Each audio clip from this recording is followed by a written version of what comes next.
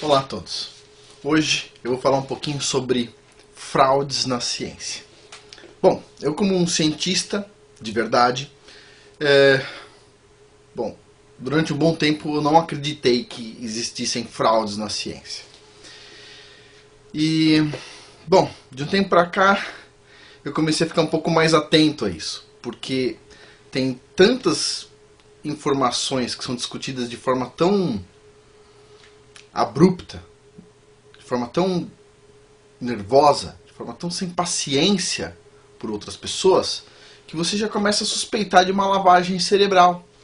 E se há lavagem cerebral, há fraude, porque uma coisa que não seja fraudulenta não precisa de uma lavagem cerebral, não é verdade? Então, eu vou falar um pouquinho sobre fraudes, mas antes de falar sobre fraudes, eu vou ter que explicar o que é ciência de verdade. Bom, eu vou dar um exemplo da minha área, tomografia sísmica. Eu sou sismólogo, né, mas dentro da minha área tem a tomografia sísmica, eu vou falar um pouquinho sobre ela. E eu vou começar mostrando algumas imagens para vocês entenderem o que é a ciência. Então vamos supor, isso aqui é a superfície do planeta Terra, uma ideia, tá? Esse triângulozinho representa uma estação sismográfica que mede tremores de terra. E de repente um raio sísmico de um tremor de terra chega na estação sismográfica e nós observamos um atraso de 1 segundo nessa estação. Bom, com isso a gente pensa o seguinte: em algum ponto do trajeto desse raio sísmico deve ter uma feição geológica que atrase a onda 1 segundo. Legal, faz sentido, né? Agora, isso aqui é ciência? Ainda não. Bom, e se nós tivermos 3 estações sismográficas? Essas duas mostram um atraso de 1 segundo. E essa do meio não mostra. Tem um sismo vindo deste lado e um sismo vindo deste lado.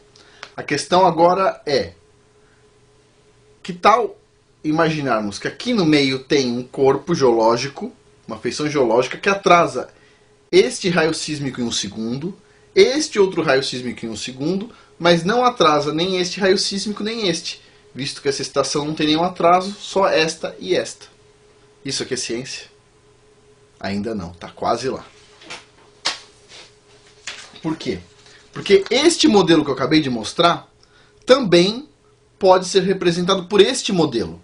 Ou seja, tem 2 corpos geológicos aqui embaixo. Este aqui está atrasando este raio sísmico em 1 segundo. Este aqui está atrasando em 1 segundo. E este aqui não está atrasando e nem este. Ou, outra possibilidade, a gente pode ter uma feição geológica que adiante a velocidade da onda sísmica em 1 segundo e uma que atrase em 1 segundo. De forma que quando este raio sísmico passa por aqui, adianta 1 segundo, atrasa 1 segundo e de repente chega no tempo certo. Aqui, este raio sísmico adianta 1 segundo, atrasa 1 segundo e chega no tempo certo.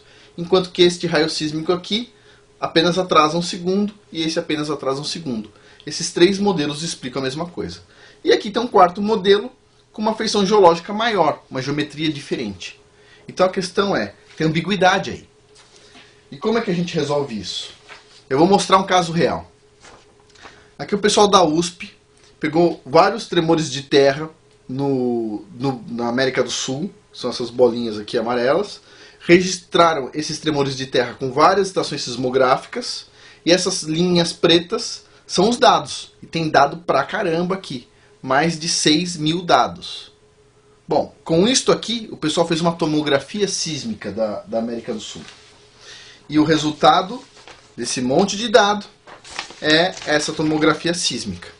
As partes vermelhas indicam partes mais quentes e as partes azuis indicam partes mais frias da rocha. Ok? Agora a pergunta, este dado aqui é real? Dá para acreditar ou não? Pergunta interessante. Então, o pessoal que fez esse modelo resolveu fazer um teste de performance. Ou seja, colocaram um modelo xadrez, um modelo sintético, geraram os dados sintéticos com base no modelo sintético de xadrez e fizeram a conta de novo. E o resultado foi este aqui. Ou seja, eles geraram este modelo e eles queriam ver este modelo, mas viram isto. Isso indica que esta parte aqui, ó, no meio, onde dá para ver o jogo de xadrez, tá vendo? Direitinho. Tá muito bom, o modelo tá muito bom e é confiável. Nesta parte onde não dá para ver o jogo de xadrez, tá amarelo, o modelo não é tão confiável. Isso é ciência de verdade. Nós sabemos, os dados são reais, nós sabemos a resolução, precisão, amostragem, tudo do equipamento, eles colocam nos artigos. Nós sabemos quais são os dados, quais são os sismos utilizados, nós sabemos tudo isso. Qualquer um pode reproduzir o mesmo dado. E, além disso aqui, o pessoal ainda faz testes estatísticos para ver se aquele modelo é razoável. Por exemplo, eu vou contar um caso de um artigo meu, que não foi publicado ainda. Eu fiz uma associação entre chuva e tremores de terra. Então, quando chove muito, 2 ou 3 meses depois, começa a dar mais tremores de terra. Então, tem uma associação. Só que isso é uma coisa da minha mente. Eu estou olhando lá, mas ninguém precisa acreditar. Não é porque eu mostrei este gráfico e o outro gráfico casando direitinho que alguém precisa acreditar. Então, eu aplico o método estatístico e o método estatístico diz o seguinte: tem 83% de chance da sua hipótese estar correta. Oh, é bom, 83% é bom. E tem 17% de chance de ela estar incorreta. Ou seja, tem espaço para discussão. É uma hipótese. Mas a ciência, ela nunca é infalível. Nós colocamos a ciência da seguinte forma: tem dados, os dados têm erros, a gente precisa saber o erro dos dados, precisa saber quais equipamentos foram utilizados, todo o arranjo, toda a documentação, para saber se aquilo é real ou não, ou se é uma fantasia.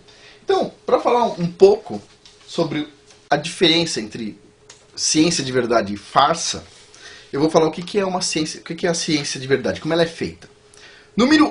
Item número 1, a documentação do experimento ou da teoria deve ser detalhada. Os dados devem ser detalhados na documentação e todos os experimentos, incluindo os equipamentos utilizados. Marca, precisão, resolução, tudo. Tudo tem que ser documentado. Por exemplo, eu posso usar uma estação sismográfica muito precisa, com resolução de 24 bits, e fazer uma amostragem de 1 segundo apenas. Eu quero estudar um telesismo, 1 segundo. De repente chega um cara, pega um tempo e marca ele e diz o seguinte: o tempo de chegada da onda sísmica é 12 segundos e 346 milésimos de segundo. Esse 346 está correto? Bom, se eu pedir para fazer a amostragem a cada 1 segundo, como é que eu posso dar uma certeza menor do que 1 segundo? Complicado, não é verdade? Por isso que nós temos que ter todos esses dados no artigo. Ah, mas isso aqui foi feito lá no CERN. Tudo bem, então explica direitinho como é que está disposto os ímãs. Quantos ímãs são? Quais são os tamanhos deles? Etc, etc, etc, etc. E como é que foi medido isso? Que tipo de filme foi registrado? Os dados estão na internet, a gente pode solicitar os dados. E para fazer a conta, como é que foi feita essa conta? Aí vem aquelas ideias, né? Ah, tem um supercomputador em Alpha Centauro que a gente manda pra lá por wireless. Os caras inventam, tipo, não, isso é uma piada, né? Mas as fraudes são, em geral, não testáveis. Ah, você não pode testar, só eu. Ah, pelo amor de Deus, a gente não precisa cair nisso, né? Acreditar nisso. Bom, número 2. Um trabalho sério tem teste de desempenho, avaliação de erros e incertezas. Tem que ter isso, que nem eu mostrei aqui nesse caso. Se não tiver avaliação de erro, por exemplo, montei uma teoria, ela não tem falhas. Pronto, então ela já falhou. Porque tudo tem falha, poxa. Tudo na natureza tem alguma falha. Quando você pega e põe dentro da sua cabeça e monta uma ideia, estrutura uma ideia, vai ter alguma falha. Não é possível não ter falha. Vai acreditar uma coisa dessa? Não? Bom, item 3. Aplicação de testes estatísticos.